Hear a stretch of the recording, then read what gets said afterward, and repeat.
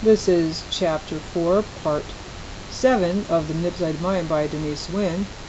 And moving right along. Afterwards, the men were shown films and given lectures in which people and customs in foreign countries whose interests might be counter to those of the USA were depicted in a biased subhuman light. The whole process took a few weeks. The Pentagon denied the whole story. Remember, never believe anything until it's denied. Another example of conditioning at work may also illustrate that techniques consciously applied to the brainwashing situation and therefore feared as something sinister and hitherto unknown may occur quite unconsciously with the same effects in situations of ordinary life.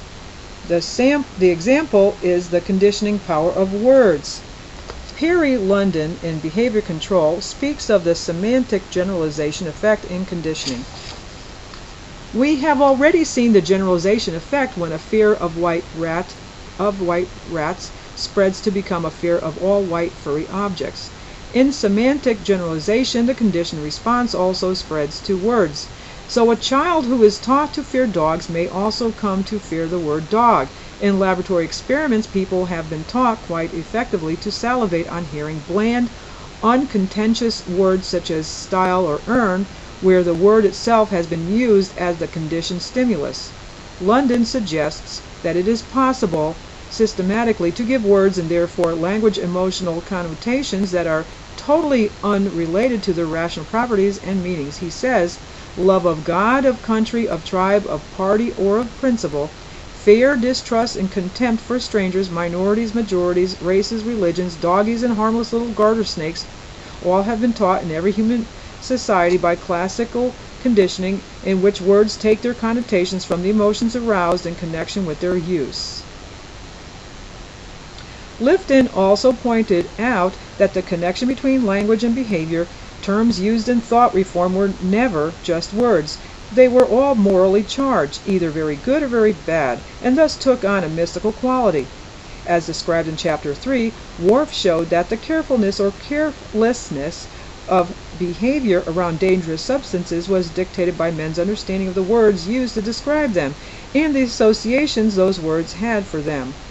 To return momentarily to the various protests of feminists, one common complaint is that we are all conditioned by language to see males as more significant than females. This occurs through the seemingly innocuous use of the word he to describe an anonymous person who could be of either sex. For example, if anyone has an item to be added to the agenda, could he please submit it in writing?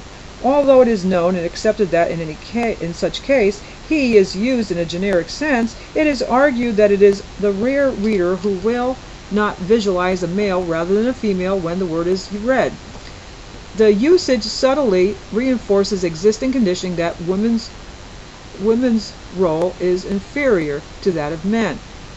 Jerome Frank, in Persuasion and Healing, expresses great interest in the power of conditioning words, both used consciously by someone whose aim is to persuade, e.g., an interrogator, and unconsciously by someone whose aim, in fact, is the exact opposite, to create an uncoercive atmosphere whose expression can be free and uninhibited, e.g., as psychotherapist.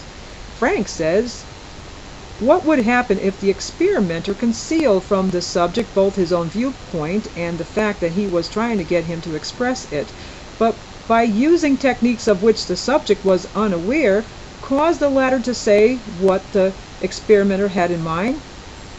One would expect this to be a powerful means of persuasion, since the subject would think that the viewpoint he expressed was really his own. Actually, such a technique does exist, and its implications for understanding aspects of psychotherapy may be far-reaching, especially since psychotherapists use it continually, albeit unwittingly. A growing body of experimental feelings to which we now turn suggests that a person can guide a speaker's verbal productions to a considerable degree by subtle cues of approval and disapproval without the speaker being aware of what is happening. Frank then goes on to discuss the experiments on humans which arose from Skinner's discovery of the technique called operant conditioning, and described and described earlier in this chapter. If a pigeon could be made to bowl by having any bowling behavior rewarded by food, perhaps people's speech could also be conditioned in the same way, so that by receiving rewards for saying the right thing, they would gradually come to say all that was wanted for the purpose in mind. The rewards in the case of humans would be signs of approval instead of food, and the signs would have to be subtle if the subject of the experiment was not to pick up on what was going on. Greenspoon published the findings of such an experiment in 1955. Some graduate students were asked to sit for about an hour and tell an experimenter all the words that came into their heads, which the experimenter then wrote down. The experimenter then was ostensibly just the recorder of their outpourings. However, it had been arranged that he would attempt to exert a very subtle influence on the proceedings unknown to the students. So every time one of the students named a plural noun, he would make a grunting sound with a slight affirmation inflection to the tone.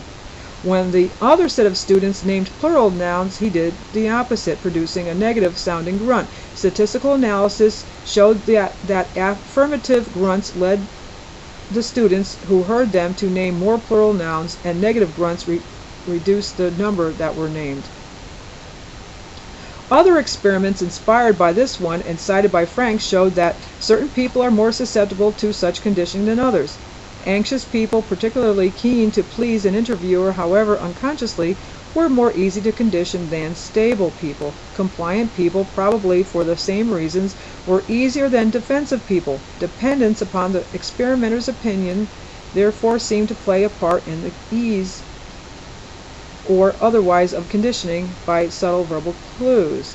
It is worth pointing